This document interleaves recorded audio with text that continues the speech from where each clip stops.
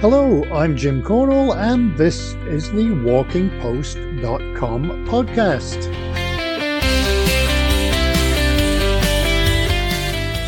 WalkingPost.com is the news website dedicated to walking, with all the latest on festivals, trails, books, gear, destinations, and more.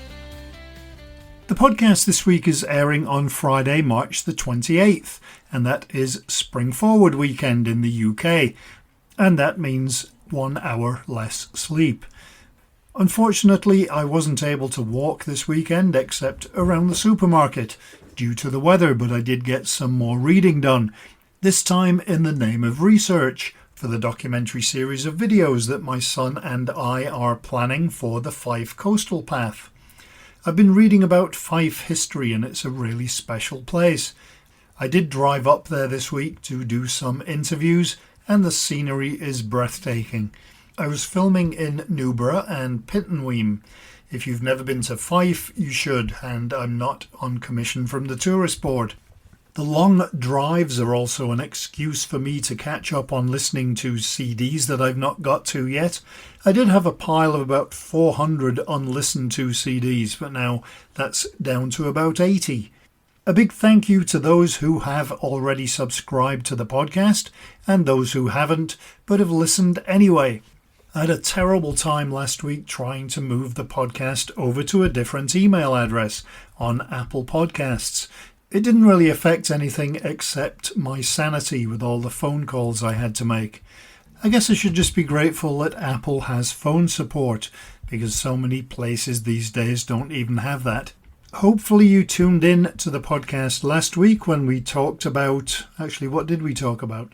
Oh yes, the Pennine Way 60th anniversary and the Cyprus Strollers Walking Group. This week I'm not jealous of the walking because we have two places that I've been to. One a lot more than the other. More on that in a moment. Please do get in touch if you have guest or subject suggestions, or if you have news for us. You can reach out via walkingpost.com, or you can just email me, jim@walkingpost.com. There are no hyphens in Walking Post.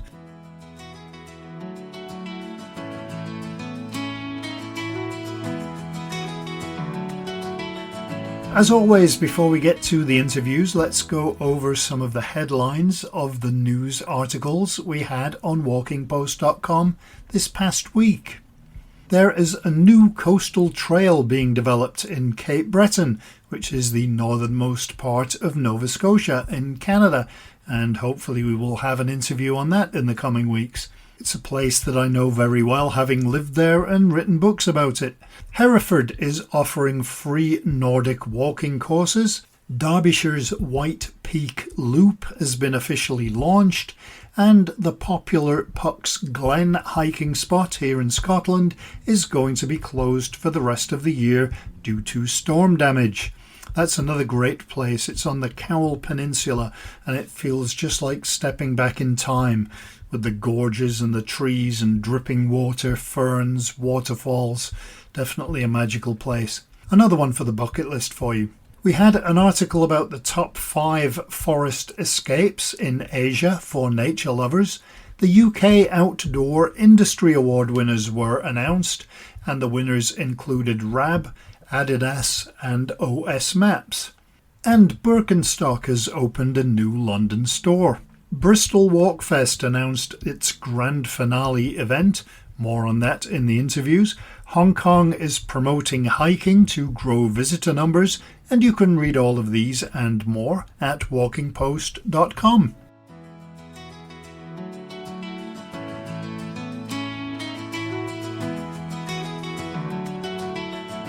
Okay, now it is time for this week's interviews. When you think of walking festivals, you tend to think rural, but many cities have lots of walking opportunities, whether it's parks, art trails, riversides, old railway lines, and one city that has a lot to offer for walking is Bristol. And while lots of walking festivals are a weekend or just a few days, Bristol goes all in with an entire month of events. To tell us more from the Bristol Walk Fest team is Jennifer Graham.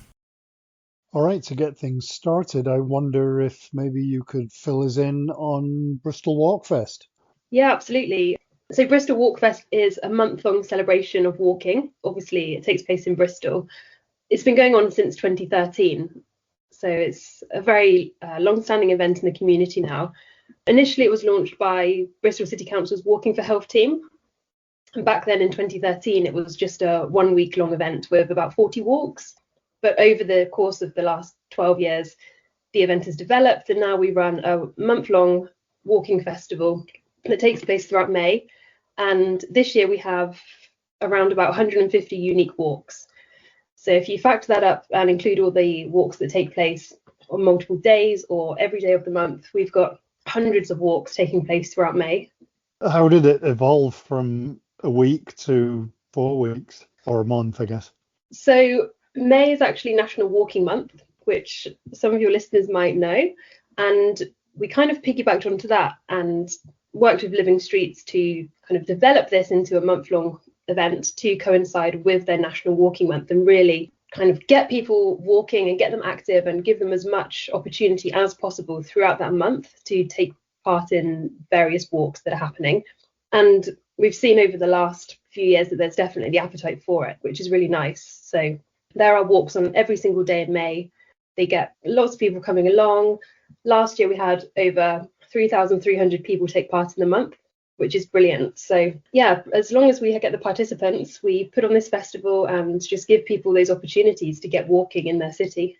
And how far and wide do the walks go? Are they all within Bristol or are some of them outside of Bristol? Mostly they are within Bristol. We do have walks that do venture a bit further afield and they take in the beautiful countryside that we've got around Bristol, venturing into North Somerset in some cases. But the majority do take place within Bristol and are really easily accessible, whether that be right in the city centre or just a short bus ride outside of town. Is it mostly locals that participate or do you get people from further afield? It is mostly locals, but we do gather feedback at the end and we ask for people's postcodes so that we can kind of plot where people have come from and what the popularity of the event is a bit further afield. We do get people from outside of Bristol, but generally the majority of people that take part are locals. And it might be that they love walking already or they just want to explore their city a bit more and find out a bit about the history. Or wow, we have such a wide range of walks. There's so much for people who live in Bristol to discover brand new for the first time. What's so good about Bristol as a place for walking? I think for me, it's the variety that we've got in Bristol. It's obviously a city, it's lively, it's busy. We've got the nice city centre walking routes. It's pretty flat in the city centre. So there's a lovely route around the harbour side that's about 5 kilometres. That's really scenic. You've obviously got the water there. You can look up to the coloured houses. But I also think it's very easy to get out of Bristol. And within a couple of kilometres, you can be outside in deep countryside. So there's that variety, which is really nice. We've got woodland, we've got fields, we've got hills. I just think, yeah, it has a bit of everything. And I guess it also helps that you've got a city with a relatively large population for people to get involved as well, which probably helps you fill in a month of walks. Exactly. We have so many different providers that join us to put on their walks during the Walk Fest. This year we actually have 74 different walking providers and there's a huge variety of them. They are local businesses, local charities, organisations. Some are really large, some are really small, just run by one person. So we've got variety in the providers, but also variety within the participants. Bristol is quite a young city. It's got 2 universities, but our walks are for everybody. So it's a really nice event to draw in everybody from all aspects of the community. Could you tell me a little bit about the actual walks? I mean, the range of distances maybe, and whether they're for everybody or children, dogs? Yeah, so we set our walks out in different categories. So it's quite easy for people to find a walk that suits them. So this year we have 5 categories. We've got nature and wildlife, art, history and architecture, health and wellbeing, walking sports, and walking for pleasure. So we've got a lot of different variety there. We also categorise the walks by the grade, so how difficult they are. They go from fairly easy to moderate to challenging. So again, it's very easy for people to find a walk that suits them. And obviously within that, there's all different distances. So we have some walks put on by Bristol Libraries, and they're family story walks. So they're only a couple of 100 meters long, but they are designed for young children with their parents or carers. And then at the other end of the scale, we have a lot of walks put on by Bristol Ramblers, who are one of our key supporters. And their walks can be 10 miles out in the countryside, more challenging, up hills. So there's a lot of variety, and there really is something for everybody. And we have walks for dogs. So we have a key in the programme. And looking at the key, you can see if the walk is suitable for families or for wheelchair users, if it has toilets, and if dogs on leads are welcome. So there's absolutely something for everybody. Are there limits to the number of people per walk? It depends on the provider. Some walks do have a limit. Generally, no, but it all depends on the provider. We've got some events that are more capped. So, for instance, we have a walk leader training session put on by Bristol City Council, and they can only offer a certain number of places. But generally, the more the merrier. And I know you mentioned those 5 categories. Are there themes within that, like history and nature? Yes, lots of walks do focus on certain areas. We've got walks, for example, like wild edible plants, and we've got nature walks, we've got bat walks, early morning walks, a dawn chorus walk, we've got history walks, there's a walk about the Bristol riots, there's everything. Yeah, like I said before, there is so much variety. Do you walk a lot in Bristol? I mean, do you go on some of these as well? Or? Yeah, so I've been involved in Walk Fest for the last couple of years, and it's been really nice to be aware of all of this and be able to go to some of the walks and learn things about the city that I hadn't noticed before. For instance, a couple of years ago, I went on a walk around Clifton Village, and I've lived in that area for a while, but on the walk, we just discovered things that I had never noticed before, like hidden gardens, hidden public gardens, and the site of an old quarry. Really interesting things that were on my doorstep that I had never thought about before. So it's a really nice way to learn more about your area. Are there costs for walks, and do people have to book to go on them? We try to keep 80% of the walks free, and generally our providers are really good in that they do offer free walks. Some of them ask for a donation, but a lot of the providers do cut the costs completely for their walks. They might usually charge in the year, but for us during Walk Fest, they offer the walk for free, which is really nice. We always aim to get 80% of the walks on offer for free, and the others that do charge are generally low cost or offer a discount for Walk Fest participants. So the festival is really accessible.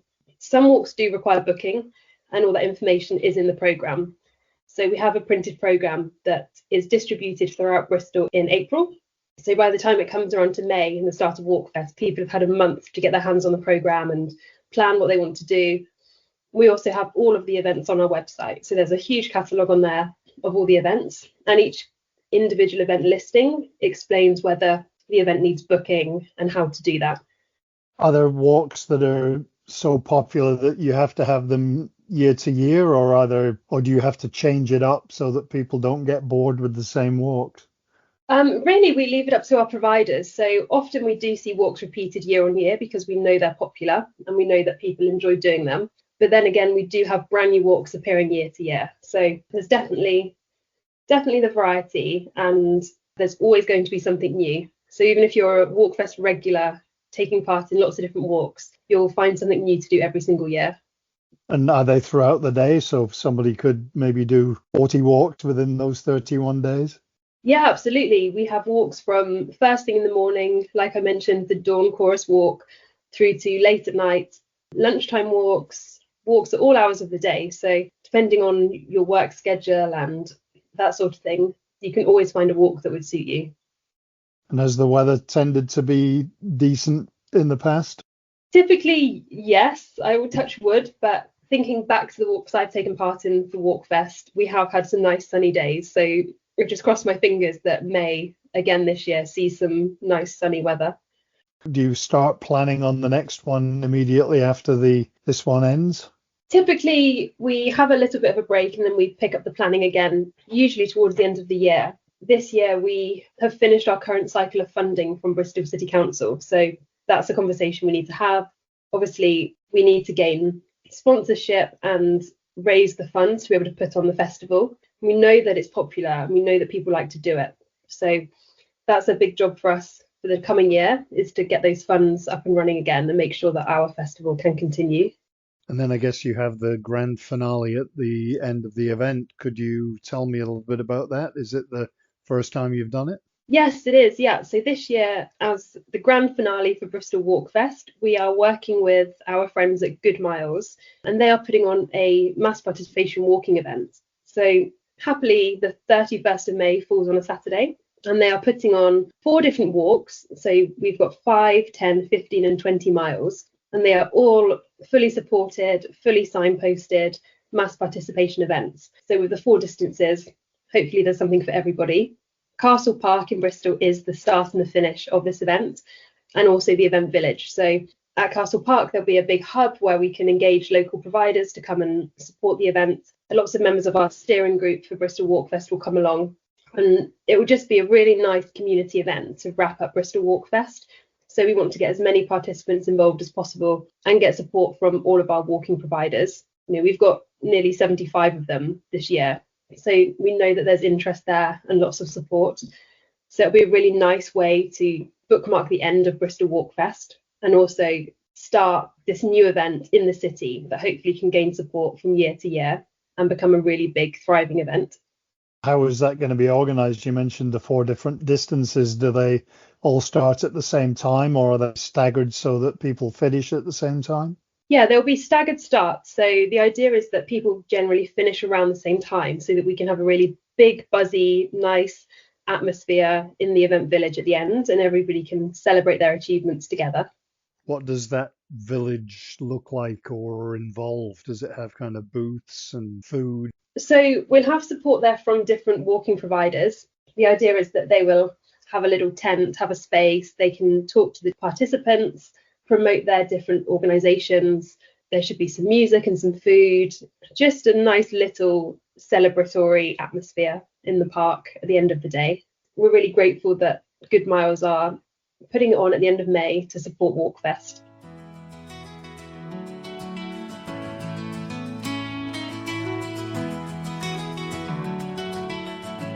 It's a great idea having all of those walks so that you can do as few or as many as you like.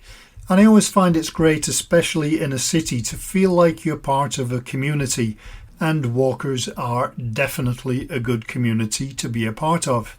From the southwest, we're going to the southwest, only the southwest of Scotland, to a small and very picturesque market town, and that is Newton Stewart. It's just across the hills from where I live at the south of the Galloway Forest, whereas I'm just on the northern part. There's a single track road between the two, which either has no one on it, or it has tons of cars and none of the drivers know how to use passing places. The very first time I ever drove down that road, there was a woman driving a Range Rover who had just passed a passing place but refused to reverse. She wound the window down and shouted that her vehicle was too big and she wasn't comfortable reversing, so I had to reverse around a blind corner for about maybe a quarter of a mile. Maybe she should just have bought a Mini. Anyway, the area surrounding Newton Stewart is both varied and spectacular, and to tell us about the festival, which runs from May the 9th to the 15th, is the chair, Joan Mitchell. Maybe you could explain a bit about Newton Stewart, where it is and what a wonderful place it is. Okay, fine. Well, Newton Stewart is quite a small market town in Galloway, that's in southwest Scotland, and on the River Cree, nice location. And we market ourselves as the gateway to the Galloway Hills. But, I mean, as far as the festival is concerned, Newton Stewart is the hub, if you like. It's the centre. But we actually, our walks cover, well, can be a sort of 30-mile radius from Newton Stewart. So we cover a big area.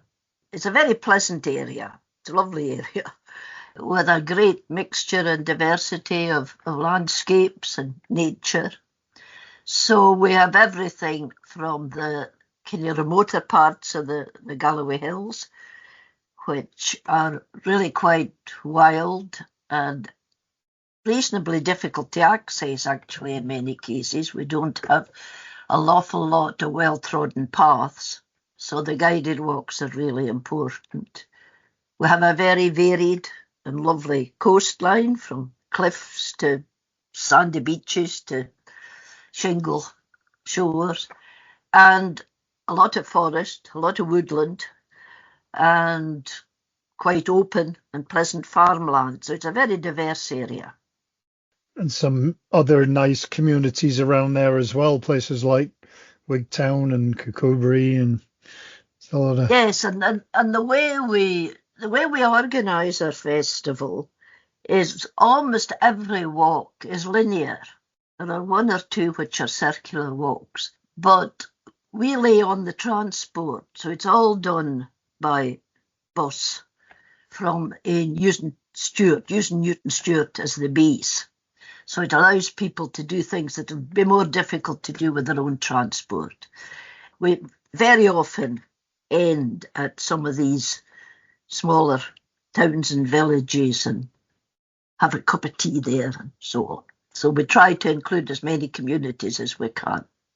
I think one of my favourite walks, it's not exactly Newton Stewart, but one of my favourite walks anywhere is the walk from Kitford down to Rockcliffe, yes, which is kind of close to where you are. Yes, yeah.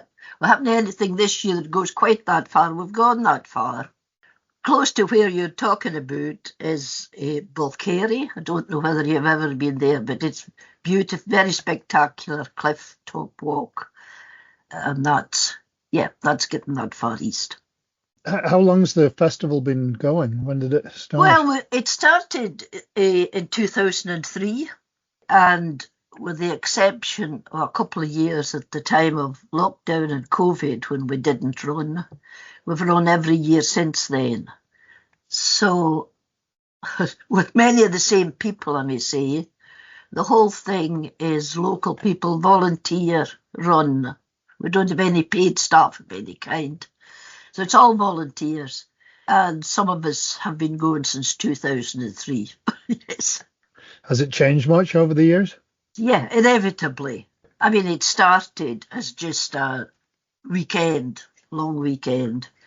And by the time we got to, I think about 2008 possibly, was when we moved to the full 7 days. And 30 guided walks at that time, plus evening events. Some of the things have been very constant. Our strenuous big walks are all led by Galloway Mountain Rescue Team, and they have been involved from the very start. And a lot of our moderate walks are led by the Wigtonshire Ramblers, who have also been involved, not quite as long, but for a long time as well. Plus, other local people who are keen walkers lead some of the walks. So the personnel actually hasn't changed all that much. We've got older, and some of us have got less fit, and the people who come, we've had people who have come for all, well, maybe not quite all that time now, but have come for many years. But again, time takes its toll of that as well, so we're always looking for new people. Where do people come from for the walks? Is it mostly within Dumfries and Galloway, or do you get them further afield than that? No, that has altered a lot. It tends to be nowadays about 50-50, Dumfries and Galloway and outside. So the percentage of outside people has increased over time. And we get folk from all over the UK. Quite a lot from north of England, because these are the folk that traditionally tend to come to this area on holiday. But we get them from all over the UK, and we get a few people from abroad. We've got a Finnish lady who I think this will be her 3rd year. She's come for the whole week. We don't get a lot of overseas people, but I think we've got somebody from New Zealand and somebody from the United States this year. So yeah. Nice mixture. Do you have to change the walks around every year to keep it different, or are they similar? We try to refresh things as much as we can. I mean, sometimes it may just be a case of doing the same route but doing in the opposite direction. And we try to give a bit of a different theme to each festival and to vary it, to vary it a bit. And we always manage to come up with some completely new routes. To be honest, I think one of the things that the walk leaders and the volunteers really enjoy is trying to find new routes. And we always seem to manage to come up with something that's completely different, yeah. And the weather's always completely different as well. Yes. The last few years we've been very lucky with weather, but you can't guarantee anything. However, at least that time in May is before the midges, and it's before the bracken's too much of a problem. Do you have any themes for the walks this year? I mean, this area, as you may well know, is part of a UNESCO biosphere, and we work very closely nowadays with the biosphere here. We use some of the biosphere guides, and we have a very close contact with the biosphere. So we're actually making a bit of a theme, the wild biosphere. So we're trying to highlight why this is regarded as such a good area for natural heritage and landscape and wildlife. So there's that kind of theme this year. We're featuring some of our oak woodlands with the bluebell displays, which are lovely at this time of year, coastal birds and butterflies and plants. Red kites, we have a red kite extravaganza walks. So, and we're featuring what are the kind of core areas of the biosphere, which are, the Merrick and the Galloway Hills and the Silver Flow, which is a very important bog area, raised bog. So that's our theme for this year. Is it suitable for everybody, the walks? Do you allow dogs and children? We don't allow dogs. That's something we took a decision on very early on, that we wouldn't have dogs.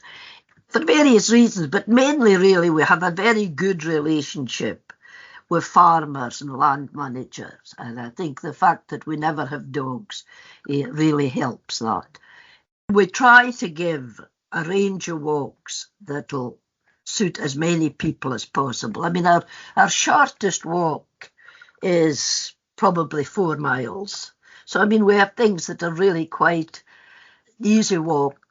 Town walk around Newton Stewart itself, another walk down at Garliston, which is very nice and straightforward, in the policies of Galloway House. And then we range right up to things where you really need to be a very fit hill walker to tackle. But we try to cater for as wide a range as we can, yes. And are there costs for any of the walks? Yes, we have to charge. Our costs, to be honest, are mainly to cover transport because we provide all this transport. Most of the walks are £11. Some of them, where there's something special added on, if you like, are 15. The walks where we're using Galloway Mountain Rescue Team, we charge 15. And £5 of that goes to the Mountain Rescue Team, not as individuals, but for their fundraising. And we have 1 or 2 walks that have got something additional added. For instance, we've got a wild swimming. And, that's a joint thing with somebody that is making their business at it. And a red kite one is also 15. But most of them come in at £11. And for the vast bulk, you're more or less getting a day's walking for that. What about accommodation? If people aren't from the area, where is it easy to find places to stay in and around Newton Stewart? Well, what I would advise people to do, actually, Jim, is to go on to the website Scotland Starts Here, which is a South of Scotland Destination Alliance website, which features us and gives accommodation options. I mean, there's also a Newton Stewart website, newtonstewart.org, which has accommodation listed on it. So that I would really recommend people to go through these channels. Right, and for booking walks, you have a website? You book on the website, which is walkfestnewtonstewart.com. We do all our bookings online. And I mean, there's other information, obviously, all the walks information, but background information as well. Are there limits to the number of people on every walk? Yes, from the point of view of the pleasure of the walk, if I can put it like that. I mean, most of the hill strenuous walks are accessed by minibus, so that puts a limit on the numbers right away. So there may be 12, 13 walkers. Well, the more moderate walks where we're using coaches, we can take up to 22. We could take more, but we don't go beyond that because we want to make it pleasant. You know, if you get too many people, it's not as pleasant. And quite a few of the walks we have extra guides on, people with speciality, you know, people who are naturalists or somebody we've got an archaeology walk, we've got a geology walk. So you have to keep it a reasonably small group for that to work. But what are your favourite places to go around there for walking? Oh, gosh. To be honest, there are so many. I mentioned Bulcary. I think for a coastal walk, Bulcary Cliffs is absolutely beautiful, spectacular birds and spectacular geology. And I mean, I'm very fond of home, can I tell you? I mean, we're farmers. We actually have a walk here, and that's in the Kirkmabrek parish in the Creetown area, and we have lovely views across Wigton Bay and across the estuary of the Cree, and really varied as well. So there are a lot of very nice walks. We have walks also this year up in Carrick, you know, the Stincher Valley. These two walks are actually fully booked already. So that's taken us right into southern Ayrshire. We use that Colmanel kind of area quite a bit, yeah. You could probably do a 3-month walking festival with the number of walks there are. Yeah, well, over the years, we've obviously piled up a good lot of walks. Yeah, we've no trouble finding variety.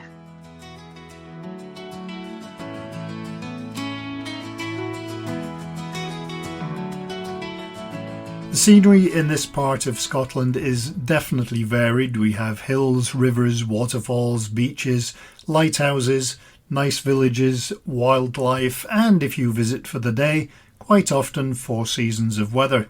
I have to head back over to Fife this weekend for more filming, and I think the car knows its own way there by now. It's also that time of year when I never know what to wear because it starts out cold and warms up during the day. It's also Mother's Day, at least it is in the UK, on Sunday, and it's a bit of a rip-off for mums everywhere because they lose an hour of their special day. I guess we can just give an IOU for that 1 hour of springing forward, or maybe we can just make Father's Day 23 hours in June to compensate. I guess it also means Easter is just around the corner, as is April the 1st, although I've never really been a big fan of April Fool's Day. So we will be back with more next week. I hope you enjoyed the walkingpost.com podcast, and I hope you have a great week with at least one nice walk. And until next time, happy trails! Walking Post from walkingpost.com is an Air Coastal Media Limited production.